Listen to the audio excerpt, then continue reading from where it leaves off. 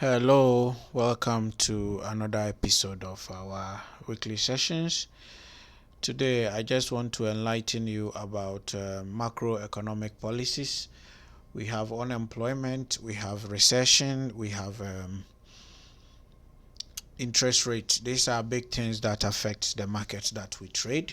So I want to look at the correlation between them and the stock market.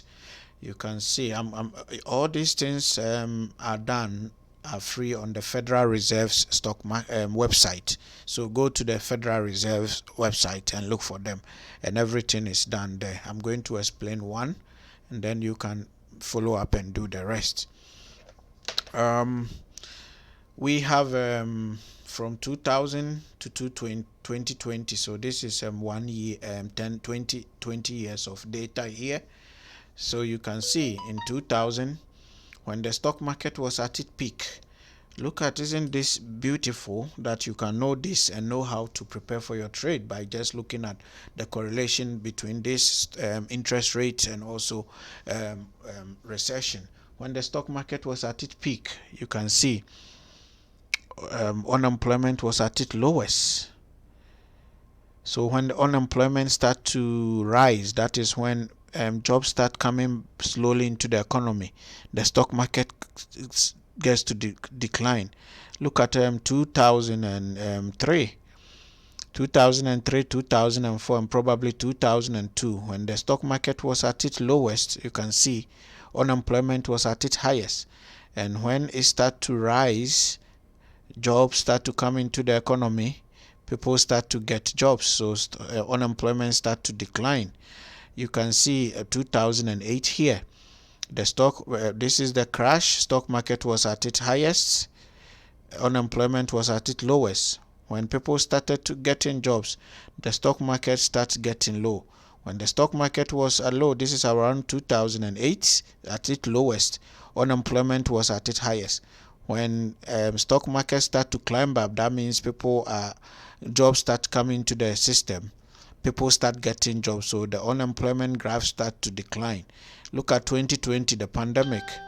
Unemployment at its lowest, stock market was at its highest.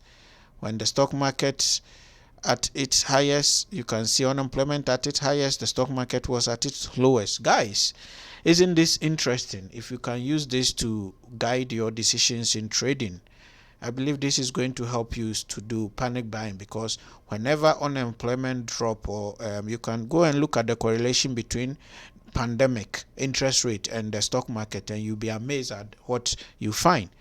So you are not going to do panic buying, or when you are afraid and run out of your trades. Like I said, all these informations are free. So just go to the Federal Reserve's website and dig them up and do the other ones yourself.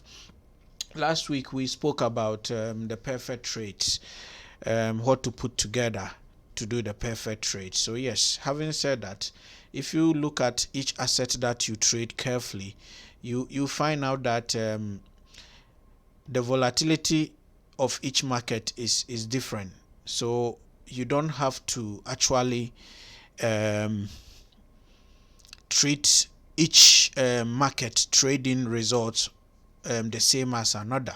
So if you made a big profit on this market, don't expect that the same lot size will make you the same lot size on another different market, because their volatility is different. It's like a series. Each shot is different. And if you take a loss here, don't try say I'm going to gain it on the another one. That is revenge trading. Other than that, you are always going to be caught screaming at your chart. And like I said, we trade our personalities. So the biggest trait of a trader or entrepreneur is patience. If things doesn't work for you the first time, it doesn't mean it won't work for you. So you don't have to quit. Why most people quit, or most people are quitting, is because they have they are just not practicing. They are not putting the work effort, because people jump to trade live account and they forget to practice on their demo account. And when you ask them, why are you not practicing on your demo account, most people will tell you, oh, I don't have money to trade yet. But if you don't have money to trade yet, you have to keep sharpening your skills, so that you train your eyes to see, because the patterns or whatever strategy that you are trading and you are sharpening, you are going to see the same thing. The difference between live and practice account, this is live account, as you can see. The difference between live and practice account is that on live account you are using real money, whilst practice account you are using virtual money. So you want to actually practice over there before you come into your account. So yes, this is what you need to do, and you need to start um, doing something for yourself. And if you want the results, then your work ethic has to be very, very good. You have to keep working and keep practicing and keep practicing. At least an hour a day will set you up, because eventually this will reveal who you really are, your true character. And if you don't do the things well, you'll be caught screaming at your chat all the time.